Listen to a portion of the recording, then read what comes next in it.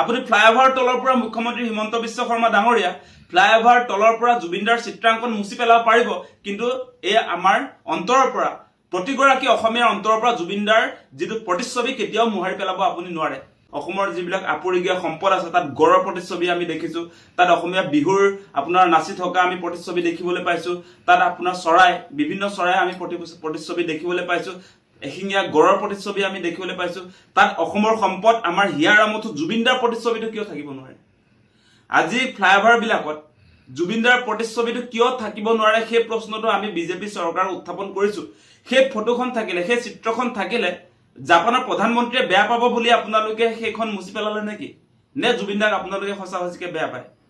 মানে মানুহৰ সন্মুখততো আপোনালোকে আচল অনুৰাগী বুলি কয়, এতিয়া আকৌ জুবিনদাৰ আপোনাৰ ফ্লাইঅভাৰ তলত থকা যিখন চিত্ৰ সেই চিত্ৰখনকো আপোনালোকে আচলতে চাব নোৱাৰা হ'ল।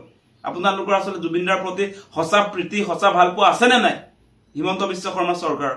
সেই প্ৰশ্নবিলাক আজি উত্থাপন কৰিছো।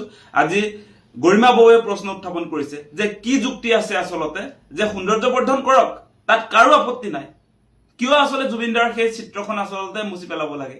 সেই প্ৰশ্নবিলাক এনে আমি উত্থাপন কৰা নাই।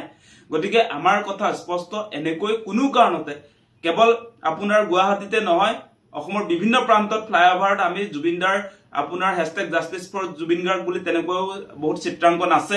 গুৱাহাটীতো কেইবাখনো চিত্ৰ অংকন কৰা হৈছিলে জুবিনদাৰ ন্যায়ৰ দাবীত, আৰু সেইটোতো আপোনাৰ #JusticeForJubinGargটো নাছিলেই, তাত কেৱল কমৰেড নেভাৰ ডাই, কমৰেড নেভাৰ ডাইটোতে তেওঁলোকে আচলতে আপত্তি কৰিছে। সেইটোৱে মই বুজি পাইছো, কাৰণ জুবিনদা লেফটিষ্ট আছিলে, তেওঁ নিজকে কমিউনিষ্ট বুলি ঘোষণা কৰিছিলে, আৰু সেই কথাটো বিজেপি চৰকাৰে নিশ্চিতভাৱে বেয়া পাইছিলে। আপোনালোকে নিশ্চয় দেখা পাইছে যে যিটো সময়ত আমাৰ অসমৰ প্ৰায়বিলাক শিল্পী বিজেপিৰ লগত চামিল হৈ গৈছিলে, সেই সময়ছোৱাত জুবিনদাই ঘোষণা কৰিছিলে যে মই কংগ্ৰেছৰ লগতো নাই, বিজেপিৰ লগতো নাই, মই হৈছো ছচিয়েল কমিউনিষ্ট।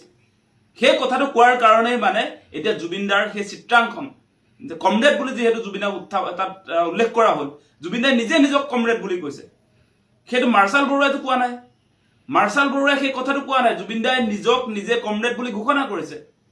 আৰু তেওঁ বাওঁপন্থী, সেই কথাটো আপোনালোকে নিশ্চয় দেখিছে, তেওঁ কমিউনিষ্ট বুলি নিজকে কৈছে। গতিকে সেই কথাটোত আপোনালোকে আপত্তি কৰিলেও জুবিনদা কমিউনিষ্টে, আৰু সেইটো আপুনি বদলাব নোৱাৰে।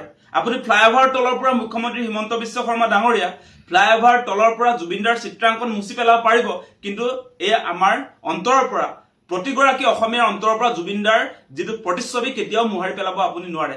কমৰেড নেভাৰ ডাই এই শব্দটো আমাৰ মনত আছে, জুবিনদা আমাৰ মনত আছে। জুবিনদাক আপুনি মচি পেলালেও এই আপোনাৰ ফ্লাইঅভাৰৰ পৰা আপুনি বনাইছে যে আপোনাৰ পইচাৰে বনাইছে বুলি ভাবিছে নেকি নাজানো, তাৰ পৰা আপুনি মুছি পেলাব পাৰিলেও জুবিনদা সদায় আমাৰ মনত অলৰ অচৰ হৈ সদায় চিৰযুগমীয়া হৈ থাকিব।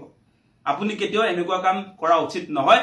জাপানৰ প্ৰধানমন্ত্ৰী আহিছে বুলিয়ে গুৱাহাটীত কিবা পাৰ্পল চিটি নে কি বনাব বুলিয়ে এনেকৈ আচলতে জুবিনদাৰ প্ৰতিচ্ছবি মোহাৰি পেলোৱাটো কোনো অসমীয়া মানুহে আচলতে সহ্য কৰিব নোৱাৰে।